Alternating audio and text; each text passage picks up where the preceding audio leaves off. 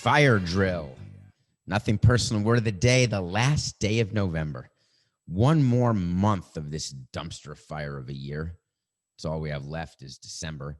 November 30th, word of the day is fire drill. Fire drill, you know when you're in school and they do fire drills and the bell goes off and you have to partner up with a buddy and they do a count and you walk out of the building and then your teachers say to you, all right, this is what we would do in case of a fire. I always enjoyed the fire drills because I always pictured what would it actually be like if there were a fire.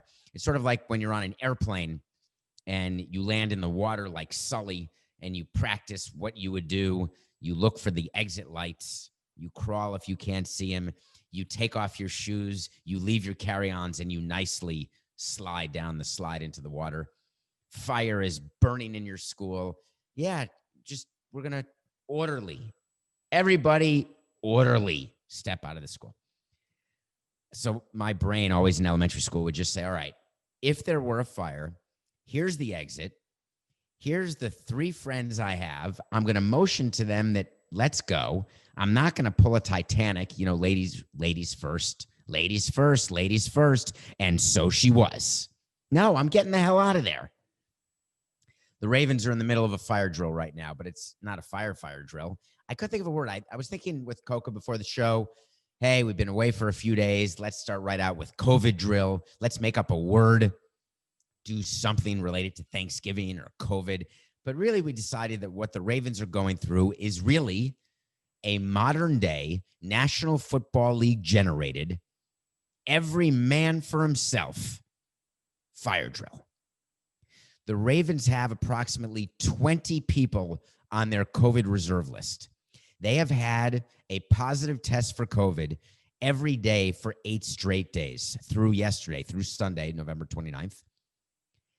The Ravens are scheduled to play the Steelers tomorrow, December 1st, the undefeated Steelers. The reigning MVP of the Ravens, Lamar Jackson, has COVID. Their depth chart has been decimated. They barely have enough players to suit up. Their coach, John Harbaugh, the brother of Jim Harbaugh, who I believe is the erstwhile coach of Michigan, but I digress. Their coach said, hey, we're not practicing. We don't know when we're flying to Pittsburgh. Let's try to be better. God, they could have used a little coca in them, right? Let's be better. They're not prepared to play a game. But the NFL has said you're playing Tuesday. But remember, they were supposed to play Thursday for Thanksgiving. It was going to be the nighttime game, last game of a triple header. They then moved it to Sunday, put it at a 1 o'clock game, but said it will be a national game still on the National Broadcasting Corporation. Then they said, all right, we're going to move it to Tuesday. So that's Thursday to Sunday to Tuesday, which means the Ravens and Steelers will not have played since the week before Thanksgiving. So that'll be like a 10 days off in theory. The Ravens will not have practiced, I would assume, in the last 8 days is my guess. The Steelers are trying to stay undefeated and stay sharp, and the NFL is in trouble. And we're going to talk about how the NFL is dealing with its trouble, but I want to focus on the Ravens and what they did. I thought we were past this. The blame game that sports teams play, or the blame game that families play, or the corporations play, is a very dangerous game in this era of COVID.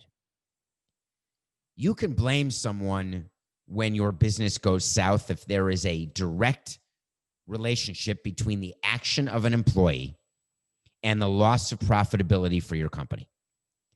As perfectly illustrated in the movie Elizabethtown, when Orlando Bloom lost close to $1 billion by designing a new sneaker, and Alec Baldwin, the head of the company, fired him and said, your design cost us close to $1 billion.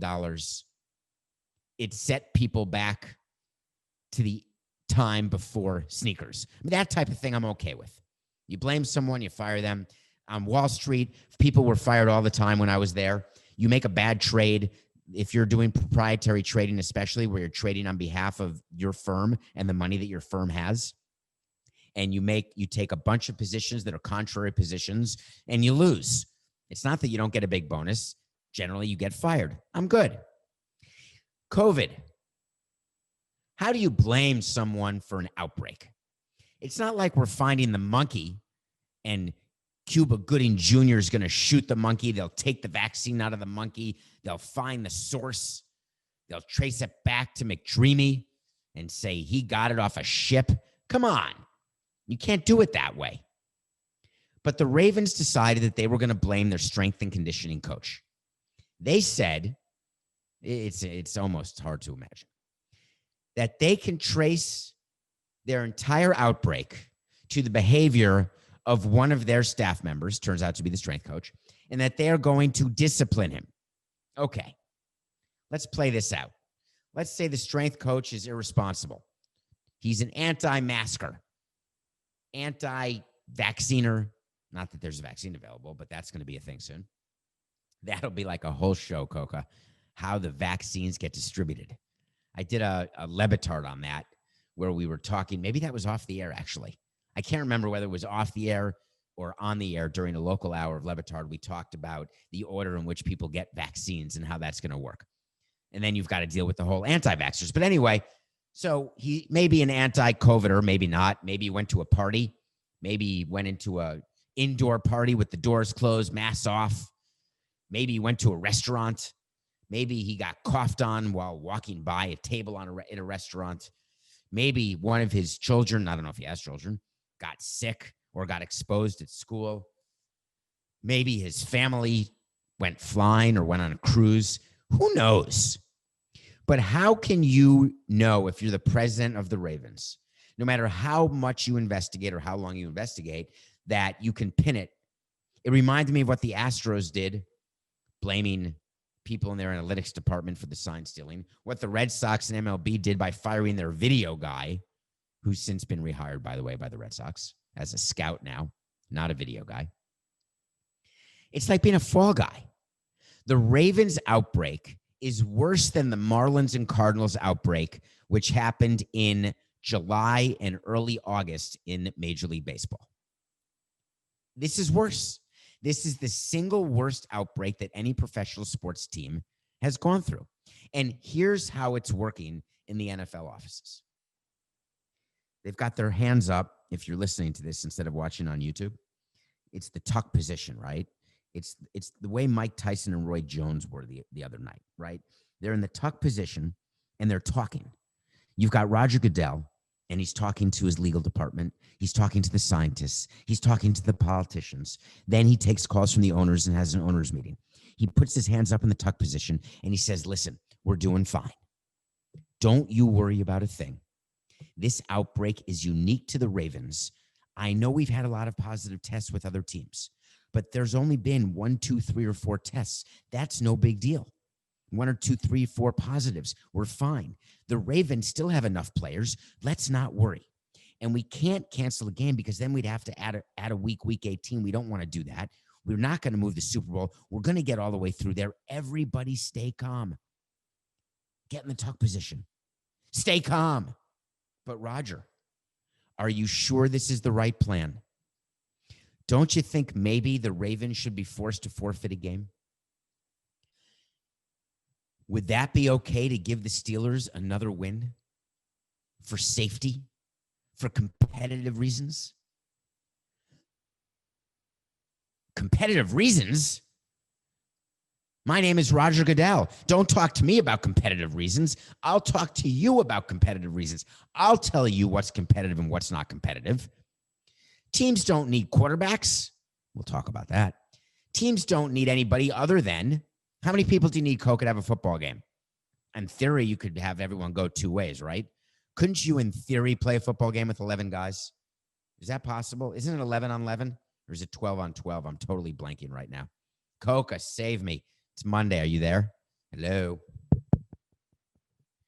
Good morning. Thanksgiving's over, Coca. We're back in the grind. We're doing shows. And you're not in my ear, and you're not on the document. Are you on the crapper? All right, forget it.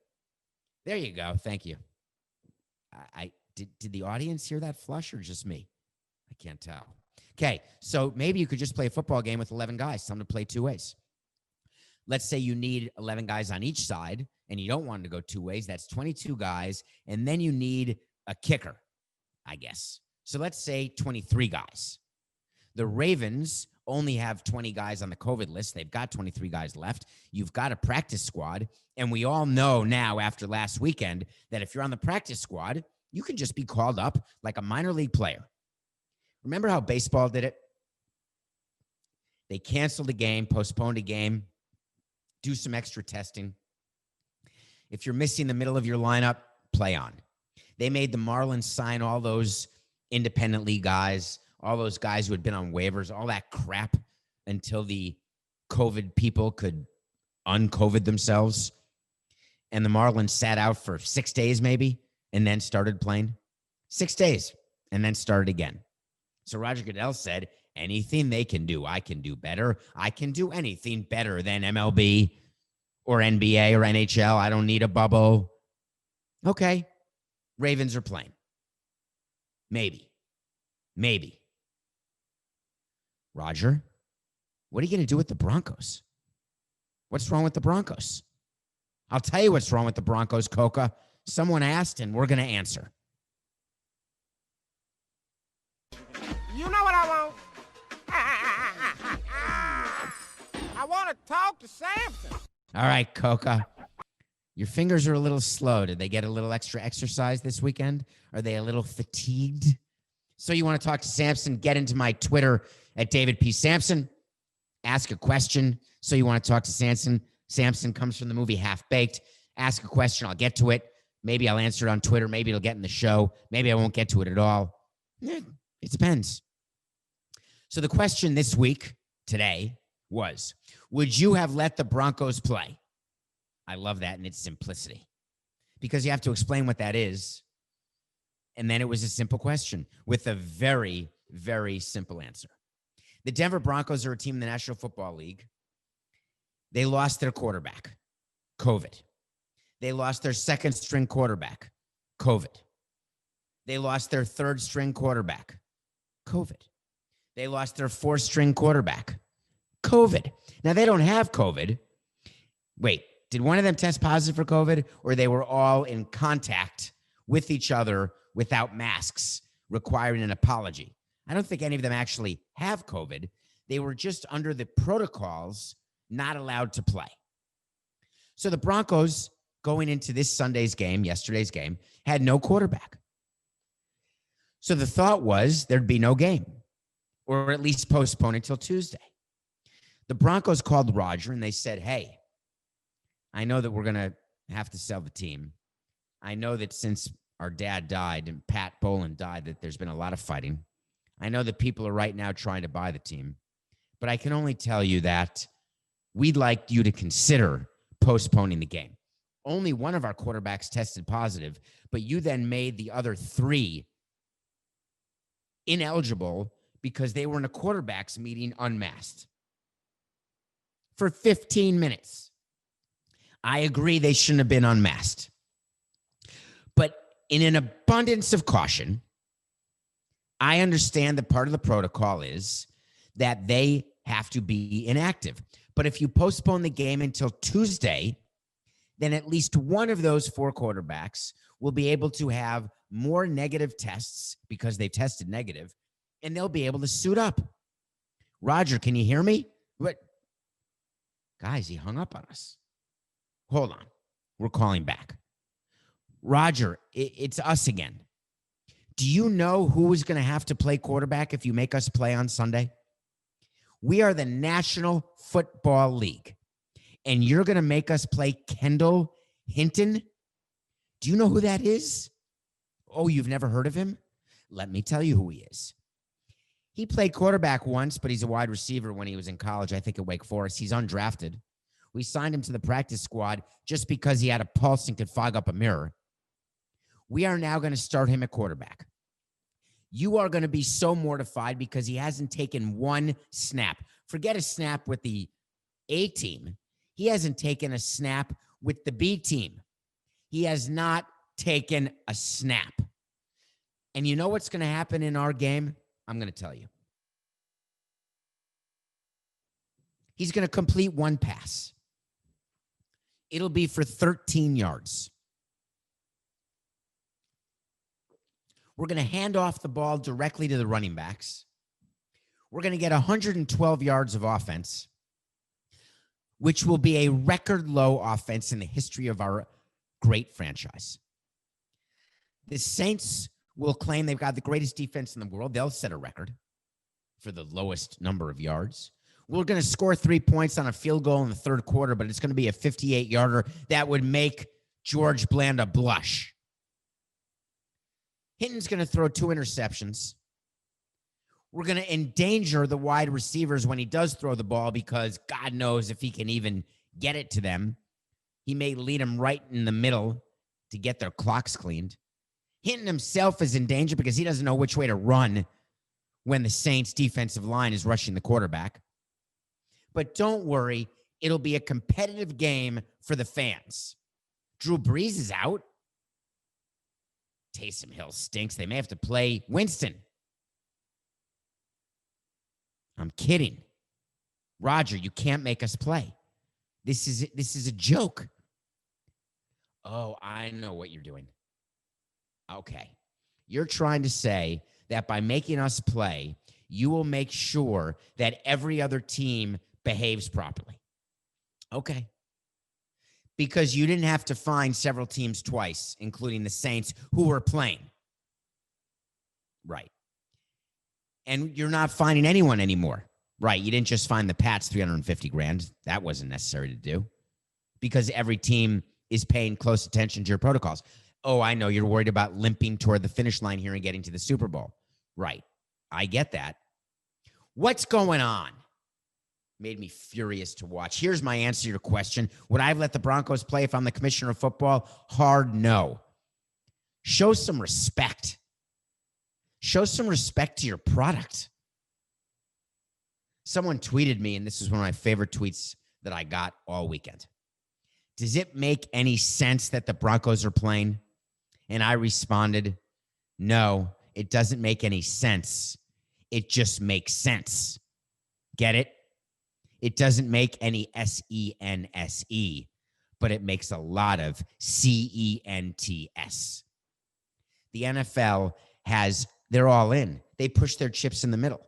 They will get to a Super Bowl by hook or by crook, no matter who's endangered physically, forget COVID, no matter how uncompetitive the games are, they will make sure that the Chiefs and Steelers are playing in the AFC Championship game come January, whatever day it is.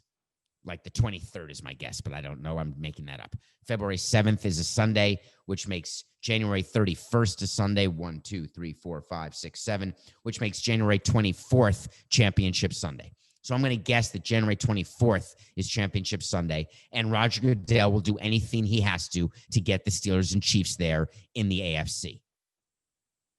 Do you know what the Broncos tried to do? Not only did they try to get the game postponed, no. Then they called Roger again. Hey, Raj, all right, we thought about this. We got a good idea. We'd like to activate an assistant coach. Now, you may call that crazy, but we think our assistant offensive quality control coach is a better move for this team and for this league than Hinton. What do you think? Roger Goodell took 5 minutes. He spoke to his competition committee, and they said no. And their reason was perfect. I give him credit. If you let an assistant coach be activated and play, not from the practice squad, but directly from the coaching ranks, what do you think happens going forward? What do you think happens? I know what I would do. If in baseball we had a 26-man roster, but with injuries this past offseason in COVID, let's say, or with people on the IL where they can't come back, or people are optioned to the minor leagues for 10 days because you can't call them up within 10 days except for an injury. And even if there is an injury and you do call a player back before 10 days, then that doesn't even count as having been optioned. And that has to do with arbitration and money and everything else. I know what I would do. I would make sure we had a bunch of recently retired young guys who were coaching first base, third base, make them the quality control assistant hitting coach, make them the assistant to the assistant traveling secretary, get them ready, like Ichiro did in Seattle, by the way. once he was released by Seattle. And then in an emergency, call him up. So Roger Goodell is afraid that the NFL teams are going to do that. Well, Roger, you can say the following. Absent losing every single person in the depth chart, everyone on the roster, everyone on the practice squad, until every one of them is gone, not because of lack of performance, and here we go, not because of injury, because you can fake an injury if the player sucks. You just tell the player, we did this all the time. Hey, you stink. We're putting you on the IL. We're going to say you have shoulder fatigue. No one gets shoulder fatigue in baseball. Shoulder fatigue is when you cannot get outs.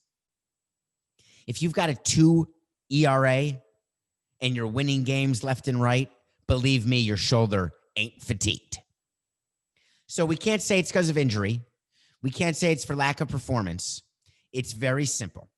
If an independent group of doctors employed by the NFL has deemed that you are in violation of COVID protocols and therefore ineligible due to COVID protocols, therefore, you can activate anyone you want to play quarterback, whether he's a coach, whether he is anyone except Colin Kaepernick.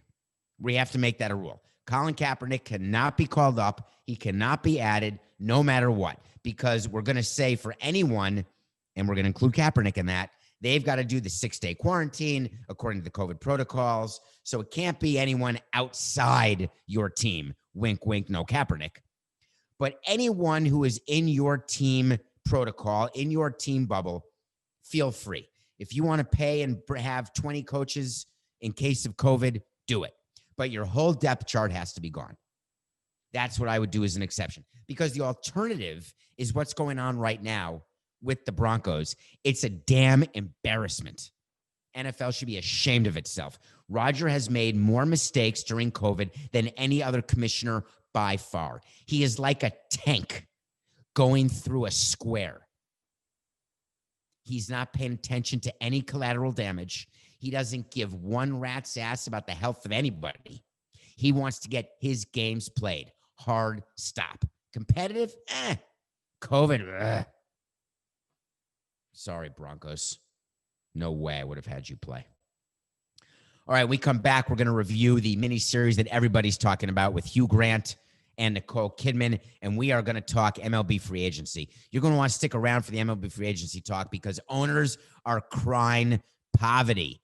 And I'm here to tell you it may or may not be true. We'll be right back. Welcome back to Nothing Personal with David Samson. Today is Monday, November 30th. Hope you had a good Thanksgiving, safe, sound, full, and that your scale still works.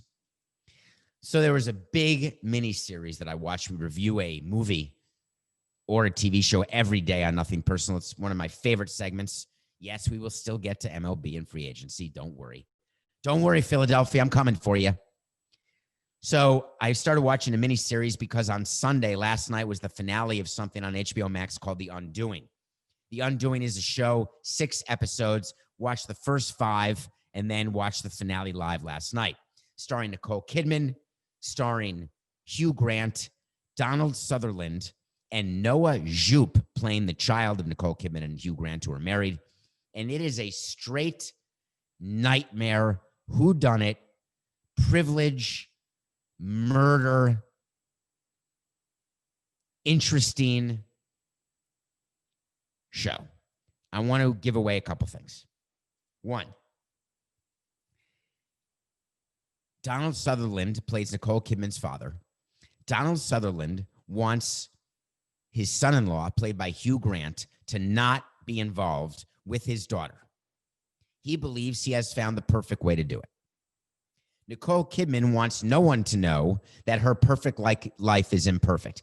This, to me, was one of the big themes of The Undoing, and not enough people are talking about it.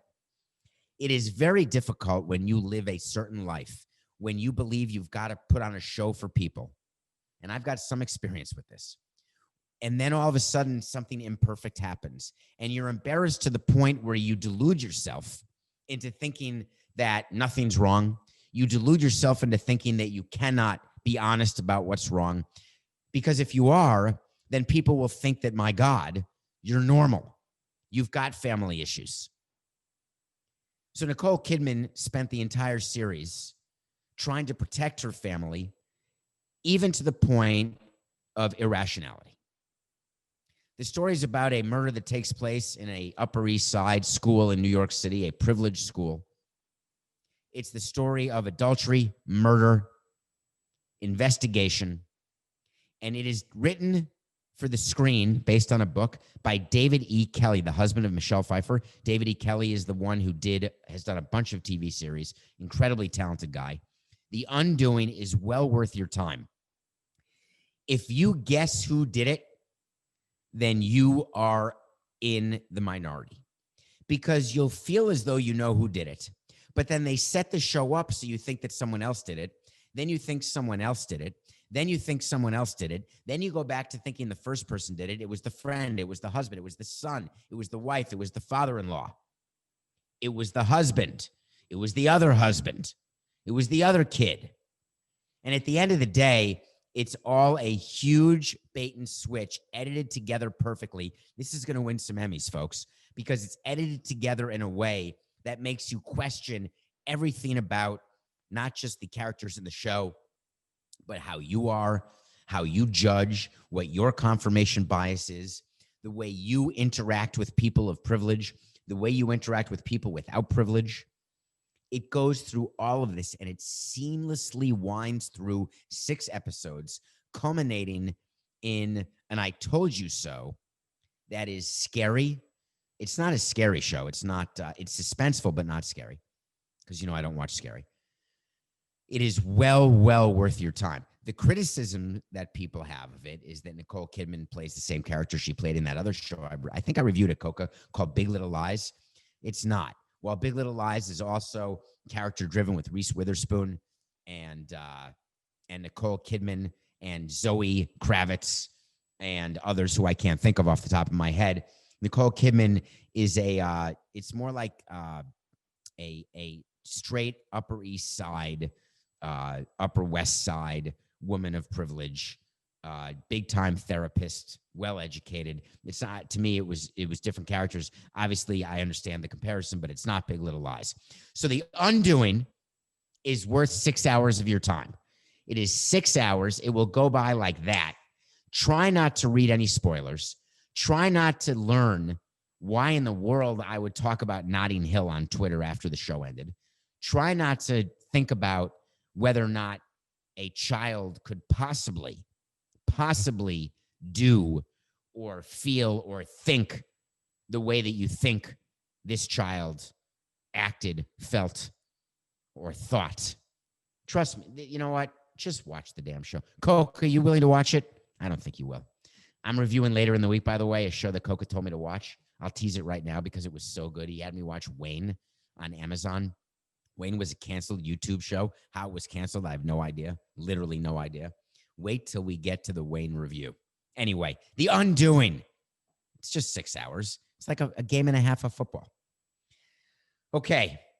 I'm looking out the window right now because a bus just went by, and this is strange. I would not have expected this at all, but it looks like the San Francisco 49ers team bus. That's Kyle.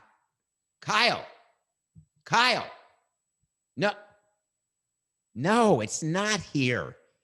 Oh, my God. The San Francisco 49ers think they're playing here. No, you're just going to play in a different county in California. What are you complaining about? The San Francisco 49ers were told that they can no longer play in Santa Clara County because they decided, due to the unbelievable increase in COVID, guess what? No more contact sports in Santa Clara. But there's no way that applies to professional sports. They just do that for elementary school and high school, college. But the Niners gets played. It's the Niners. Kyle Shanahan was told on the team plane after their win over the Rams. By the way, the Niners stink. But anyway, after their win over the Rams, They were told they will not be able to play at home for approximately 21 days, 3 weeks. And Kyle Shanahan was despondent. He was very sad. He had a very tiny little pity potty because he said, my guys and the families, there's so much uncertainty. We don't know where we're going to be. We're just going to have to be nomadic. And I think that that could really hurt the psyche of our players. Wah, wah, wah. Give me a break, Kyle. Your dad would never have said that. Mike Shannon would have said, find me 100 yards. I don't even need a clubhouse. I don't even need chalk marks. Give me a ball and a hundo, and I'm playing. Not Kyle. He doesn't have that toughness. He needs to know where he's going to be, so he's taking his team bus everywhere like a bunch of, I don't know what they are. Turn around. Turn it around. You can go to the cul-de-sac. Just turn around. Call Roger. Yeah, no, you're not going to be able to forfeit a game. You're playing. Yeah, you may be playing somewhere else, but you're playing. Yeah, why don't you listen to the beginning of the show, Kyle? Stop your yapping. The Niners making it a big deal. They have no place to play.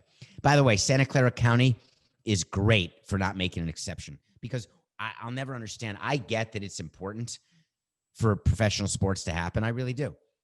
But I do not understand in a pandemic how exceptions are made because that defeats the purpose of strict measures to try to curb the pandemic. You need contactless delivery of packages. You need people working in grocery stores and pharmacies. You need first responders. You need to protect the first responders by making sure they do not get exposed needlessly. Professional sports is not, and by the way, I love professional sports. It's not a must-have. Yeah, I guess the NFL is. Nothing personal. Pick of the day. Who remembers my last pick last Monday? Because it was a damn good one. Back to these same Rams who couldn't even beat the Niners. Remember the Rams were getting 4.5 from the Tampa Bay Buccaneers? And I said that Tom Brady was not because he was already in Thanksgiving with Giselle. His mind would be nowhere near playing a game because he was playing the Monday before Thanksgiving. Any recollection? Well, I know Coca's friends recall. We're now 35-31 because the Rams not just covered, they actually won the game over the Buccaneers last week. We got a Monday night game. We're going for it. We're 4 over. We haven't been 5 over in quite a while, Coca. We got the Seahawks playing the Eagles. The Giants are in first place of the NFC least at 4-7. The Redskins, they're not the Redskins, David. The Washington football team, by the way, that does not make me a bad guy, Coca, because I slip and call them the Redskins. That's the name that they've been my entire life. It's going to take a minute, okay? The Washington football Nudniks are 4-7, tied for first, but I think the Giants have the tiebreaker. The Cowboys were so bad on Thanksgiving that it was hard to watch. The Lions were so bad that it was hard to watch. Why they still play the tradition. You'd think that Sevi, Coca, what's the name of the guy from Fiddler on the Roof? Played by Topol and Zero Mostel. Sevilla. I think that's it. Anyway, famous song, famous movie, famous play, Fiddler on the Roof. They talk about tradition. Lions and Cowboys are tradition. I'd like to get some good games on Thanksgiving for crying out loud. Anyway, the Eagles stink. They're going to make no progress in the NFC crap. Seahawks only have to give 6 because they have not been playing well at all. Russell Wilson's been struggling. There is no better way to get better. Tevye. Thank you. Tevye. I think it's pronounced Tevye, Coca. Tevye. I'm sorry to all of my Hebrew school teachers and for everyone in my family that I am blanking on the exact pronunciation because I just watched the movie, by the way, very recently with Topol in it, and I've seen the production of it for sure. If I were a rich man, bada bada bida bada bida bida bida ba, all day long that's it. That's Fiddler on the Roof. Anyway, why was I talking about tradition? Hold on, I'm gonna land it. We're taking on smoke. Oh, landed it. The tradition of Thanksgiving. I got it, Coca. Seahawks stink. They're only giving 6. It can't be. Is Carson Wentz still the quarterback, Coca? Because I'm going to change my mind if not. If Carson Wentz is still the quarterback, then the Eagles will lose by double digits because he is horrid. All right, I'm moving on. It could be Jalen Hurts. Remember that guy? Jalen Hurts was the guy who was taken out of the game in Alabama when Tua played in the second half of the championship game. Whatever. Just take the Seahawks -6, and we're going to go to 36-31. Okay. We promised you we'd talk MLB free agency. We've got big breaking news. Hold on, everybody. This is big. This is big. It made news over the weekend. I'm sure you didn't miss it because it was the lead story even on NFL Sunday. A major free agent signing. The Kansas City Royals signed Mike Minor to a 2-year contract.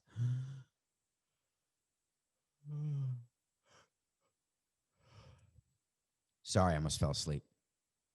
That's the big signing of MLB over the weekend. JT Realmuto, unsigned. Trevor Bauer, unsigned. George Springer, unsigned.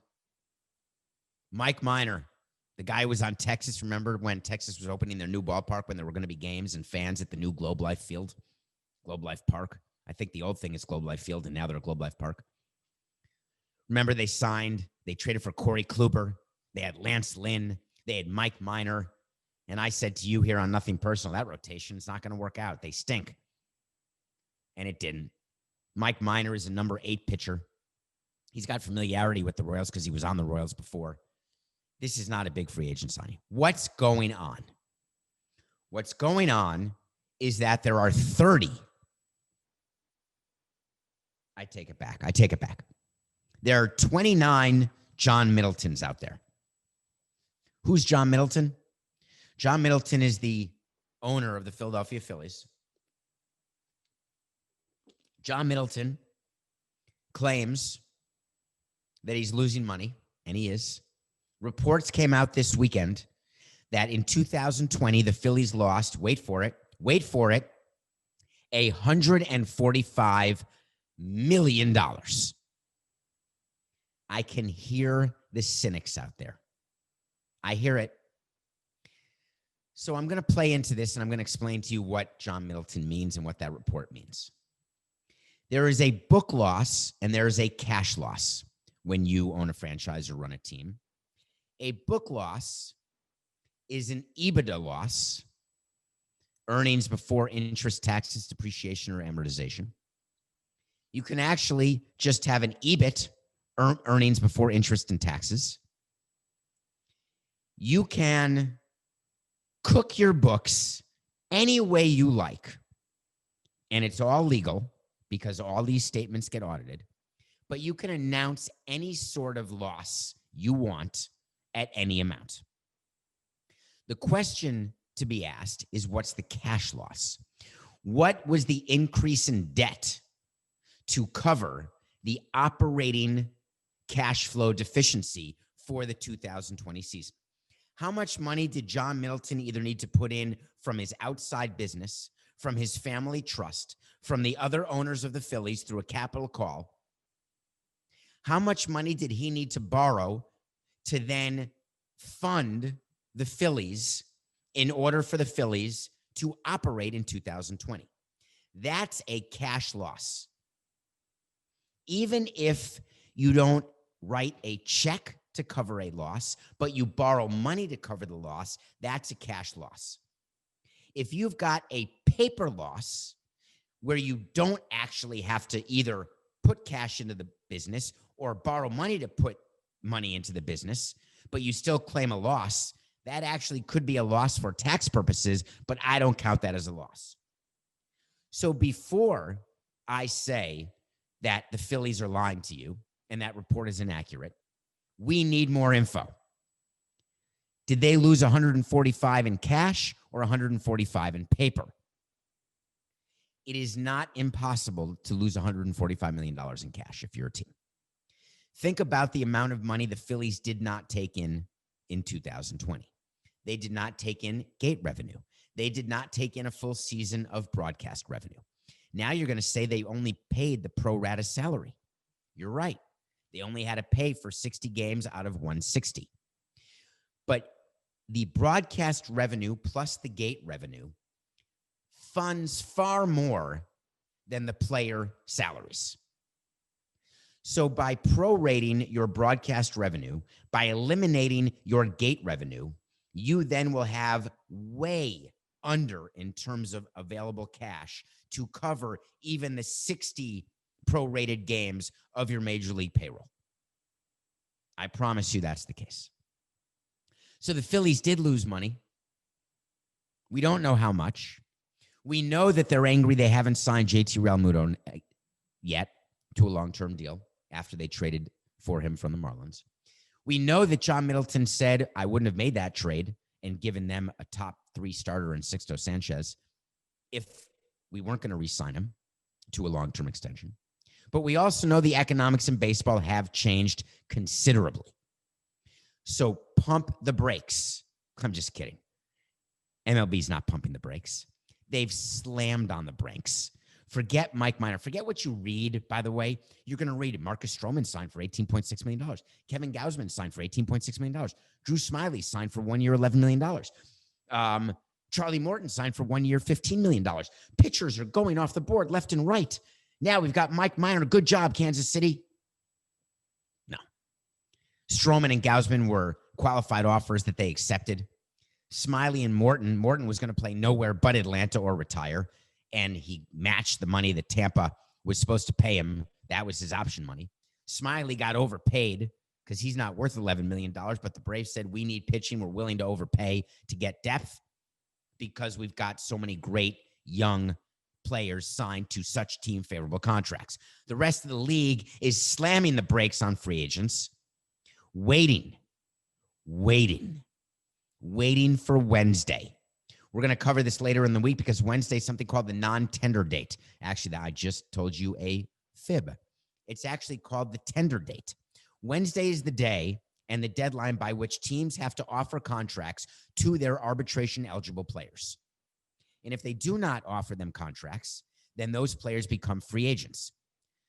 The league is looking very carefully at the Yankees. Will the Yankees offer Gary Sanchez a contract on Wednesday? Gary Sanchez, a $5 million player in arbitration. The most you can get is a 20% cut. But with Sanchez's season, he's not going to get a cut, even though he stunk, even though he didn't play in the playoffs except for once or twice, even though he strikes out all the time. He'll still get a minimal raise. Will the Yankees think it's worth it to pay that catcher, Gary Sanchez, $5.5 million, $6 million? Or will they non-tender him and sign another catcher who's cheaper? And there are 100 Gary Sanchez's out there. Players who teams will say are not worth it at the tender price. Therefore, they become free agents, unrestricted. And therefore, when teams are putting their team together, when GMs are putting their team together, they will look and they will say to their owner, hey, listen, we could sign this player for $10 million, or we could sign this player for $2 million. And the incremental difference is not $8 million. So there will be tremendous changes going on in baseball after Wednesday.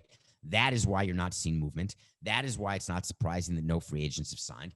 That's why it's not surprising that right now you've got Mike Minor as the big news. That is why it's not surprising that owners are beginning to leak out in quote-unquote reports that they are losing money hand over fist. It started with the commissioner when he talked about how much the industry lost. Now it's going down to teams where they're talking about the economic situation they're in, the uncertainty they're facing. The reason I said 29 owners are in that position is very simple. It's because Steve Cohen is in the unique position of being a new owner, not having suffered through the losses of 2020, only having suffered through what he paid for to buy the Mets, knowing that he secreted away money just for this to spend in free agency. That's why I'm at 29 and not 30. So I think is eventually going to happen. And this is going to be the wait to see for today. Wait to see is when we do something and we say something's going to happen, and it either does or doesn't, and we will revisit it. So, for example, we'll revisit the fact that on September 3rd, 2020, we said that Aroldis Chapman, who was suspended for 3 games, would appeal. It would be reduced to 2 games. It was. That's a yes. On September 24th, while the MLB season was still going on, we said Trevor Bauer will win the Cy Young. Did he? Yeah. We waited. We saw. That's a yes. On October 20th, we said that Jeffrey Toobin will get his analyst job back. Jeffrey Toobin, the guy who was caught pleasuring himself on a work Zoom call. He got let go by the New Yorker. I thought he'd be rehired. He wasn't. He took a leave of absence from CNN. I thought he'd be back. He is not back. I'm taking a no on that. Wait to see from October 20th. Apparently, pleasuring yourself on Zoom, you do not get a second chance. On November 16th, I told you that the Saints will lose a pick. They will be punished the way the Raiders were for celebrating following the 38-3 win over the Buccaneers. I was right. The Saints were punished. They are losing a 7th-round pick. That celebration was silly. So my wait to see for today, and we'll figure it out, my wait to see is that on Wednesday, which is the non-tender date in baseball, the tender date, there will be a record number of non-tenders, more than last year, more than the year before, more than ever before in the history of MLB, because if I were still running a team, I would non-tender them all. Start again. Lower your payroll. Wait to see. You call up the player, and you very simply say, hi there. This is just business. You've been non-tendered. It's nothing personal.